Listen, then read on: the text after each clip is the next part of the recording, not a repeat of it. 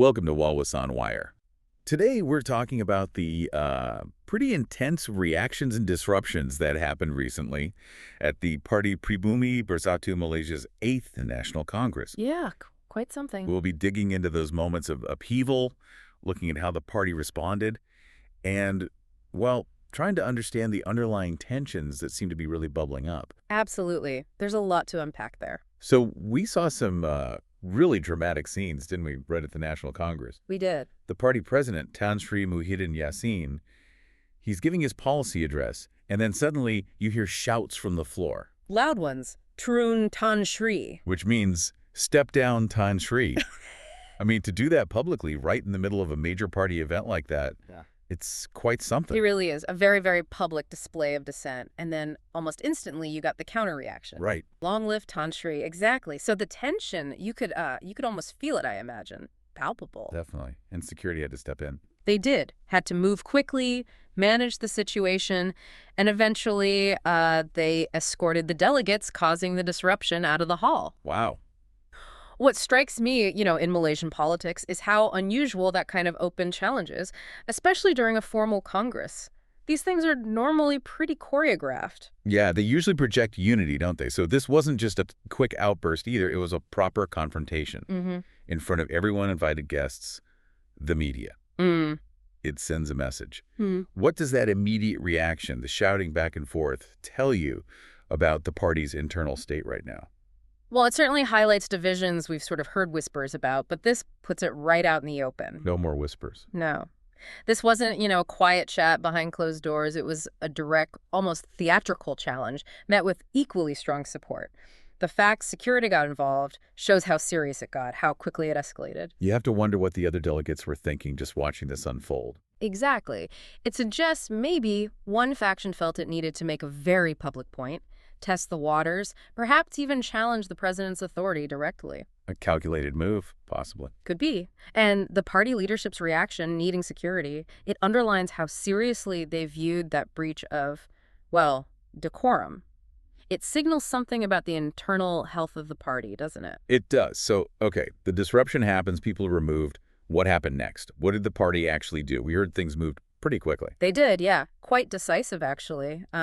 We understand the individuals involved were called in straight away by the Congress Speaker. He's the one in charge of order during the Congress, right? That's right. He holds the authority there. And apparently these individuals, they expressed apologies, said it shouldn't have happened at a national Congress. An apology. Okay. But it didn't end there. There was more. A police report. That's correct. Filed the same night, apparently. Around midnight at the Shah Alam Police District headquarters. A police report seems like a big step for an internal party matter. It is. And perhaps even more significantly, internally, the whole issue was escalated to the party disciplinary committee. Ah, okay. So, apology accepted? Maybe. But actions will follow. The intention seems clear. Take action against those delegates, which raises questions, about how strictly the party wants to enforce discipline and maintain that image of unity. And the party's youth wing information chief, Harris, he wasn't happy either, was he? No, he called it embarrassing, especially because it was so public guests, media, everyone saw it. That really tells you how seriously the leadership views this kind of open dissent.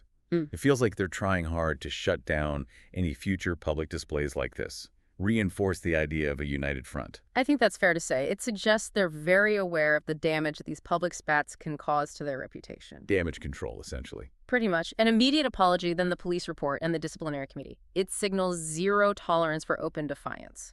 The message is, handle disagreements internally through the proper channels. Don't embarrass the party publicly. It's about projecting stability, isn't it? Crucial for any political party. Absolutely vital, especially in the current climate. Now, this whole incident, it didn't just come out of nowhere, did it? It feels like, as you said, the tip of an iceberg.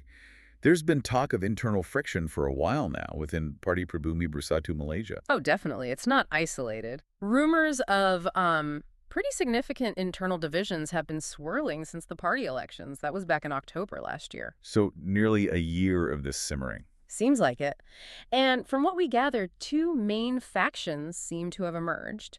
One aligned with the president, Tan Sri Muhyiddin Yassin, Okay. and the other reportedly centered around the deputy president, Datuk Seri Hamzah Zainuddin. Right. The classic deputy president dynamic, potentially. It often plays out that way, doesn't it? This kind of power structure exists in many parties, but again, the public nature of this recent flare-up is what really makes it stand out. So, are these factions fighting over policy?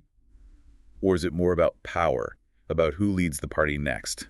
That's the key question, isn't it? It could be a mix of both, but the recent events lean towards a power struggle, especially when you look at what happened just before the Congress. Ah, yes, the letters. There were specific attacks leading up to this. There were targeted attacks, defamatory letters aimed directly at Datuk Seri Hamzah Zainuddin. This isn't just internal grumbling anymore. It feels much more, well, calculated. What were these letters actually saying? Some pretty serious stuff, apparently. They were sent from local numbers, but also, interestingly, from Thai numbers, too.